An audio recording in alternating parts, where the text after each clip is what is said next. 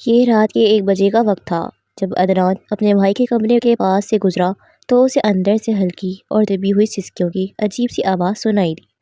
وہ بہت حیران ہوا کہ آخر بھابھی کے ساتھ ایسا کیا ہو رہا تھا جس کی آواز باہر تک آ رہی تھی۔ جب اس نے دروازے پر کان لگا کر غور سے سنا تو اس کی بھابھی اپنے شوہر سے کہہ رہی تھی۔ یہ سن کر اس نے ادھر ادھر دیکھا کہ کوئی راستہ مل جائے تاکہ وہ اندر کا منظر دیکھ سکے۔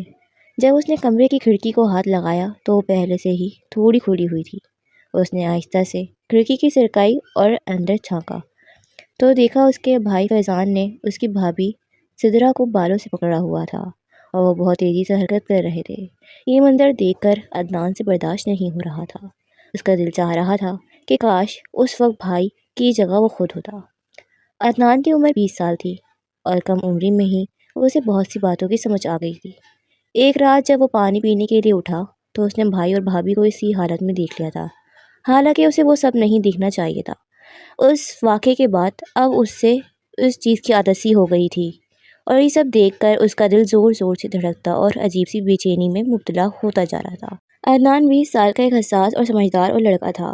وہ اپنی تعلیم میں اچھا تھا اور اپنے مستقبل کے لیے بڑے خواب رکھا تھا۔ اس کا بڑا بھائی فہیم ایک ذمہ دار انسان تھا جو ایک نجی کمپنی میں ملازمت کرتا تھا۔ گھر میں ان کے بھائی سدرا بھی تھی جو نہایت نرم مزاج اور خاموش طبیعت کی مالک تھی۔ اگلی صبح جب عدنان کی آنکھ کھلی تو سورج کافی اوپر آ چکا تھا۔ وہ جلدی سے اٹھا اور باہر آیا۔ کچن میں سدرا ناشتہ تیار کر رہی تھی۔ اس کے چہرے پر ہلکی سی تھکن تھی مگر وہ پھر بھی مسکرا کر سب کے لیے چائے بنا رہی تھی۔ عدنان نے ایک لمحے کے لیے اسے غور سے دیکھا جسے وہ کچھ سمجھنے کی کوشش کر رہا ہو مگر پھر اس نے نظریں جھکا لیں۔ عدنان آؤ ناشتہ کر لو، سدرا نے نرمی سے کہا۔ جی بھابھی، عدنان نے مختصر سا جواب دیا اور کرسی پر بیٹھ گیا۔ ناشتے کے دوران سب کچھ معمول کے مطابق تھا مگر عدنان کے اندر ایک عجیب سا اضطراب تھا۔ وہ بار بار رات کے بارے میں سوچ رہا تھا مگر اس نے کسی سے کچھ نہ کہا۔ وقت گزرتا گیا مگر عدنان کی بے چینی کم نہ ہوئی۔ وہ اکثر رات کو دیر تک جاگتا رہتا تھا اور سوچوں میں کھویا رہتا تھا۔ ایک دن اس نے خود سے سوال کیا، آخر میں کیوں پریشان ہوں؟ یہ سب میرا مسئلہ تو نہیں، مجھے اپنی زندگی پر توجہ دینی چاہیے۔ اسی سوچ نے اس کے اندر ایک تبدیلی پیدا کی۔ چند دن بعد گھر میں خوشی کا موقع آیا۔ سدرا کی کزن کی شادی تھی۔ گھر میں تیاریوں کا شور تھا۔ سدرا کافی دنوں بعد خوش نظر آ رہی تھی۔ اس نے سرخ رنگ کا لباس پہنا ہوا تھا اور بہت خوبصورت لگ رہی تھی۔ عدنان نے اسے دیکھا مگر اس بار اس کے دل میں وہ بے چینی نہیں تھی وہ پہلے ہوا کرتی تھی، بلکہ اس نے خود کو سنبھالا اور اپنے خیالات کو مثبت رکھنے کی کوشش کی۔ شادی کی تقریب سے واپس آتے ہوئے عدنان نے فیصلہ کر لیا کہ وہ اپنی زندگی کو بدل دے گا۔ وہ فضول خیالات میں نہیں پڑے گا بلکہ اپنی تعلیم اور مستقبل پر توجہ دے گا۔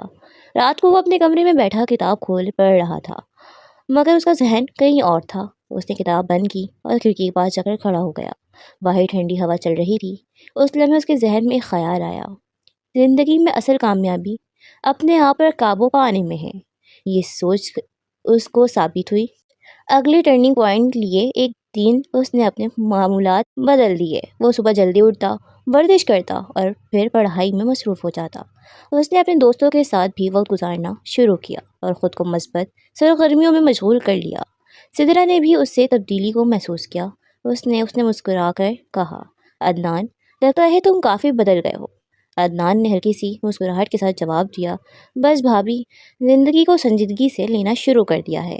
وقت گزرتا گیا اور عدنان اپنی زندگی میں آگے بڑھتا گیا۔ اس نے اپنی پڑھائی مکمل کی اور ایک اچھی نوکری حاصل کر لی۔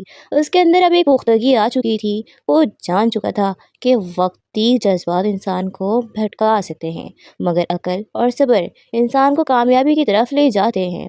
کئی سال بعد جب وہ اپنے ماضی کے بارے میں سوچتا تو اسے احساس ہوتا کہ اگر اس نے اس وقت خود پر قابو نہ پایا ہوتا تو شاید اس کی زندگی کا رخ کچھ اور ہوتا۔ ایک دن وہ گھر کی چھت پر بیٹھا غروب ہوتے ہوئے سورج کو دیکھ رہا تھا۔ ہلکی ٹھنڈی ہوا چل رہی تھی۔ اس نے آسمان کی طرف دیکھا اور دل ہی دل میں شکر ادا کیا، شاید یہی اصل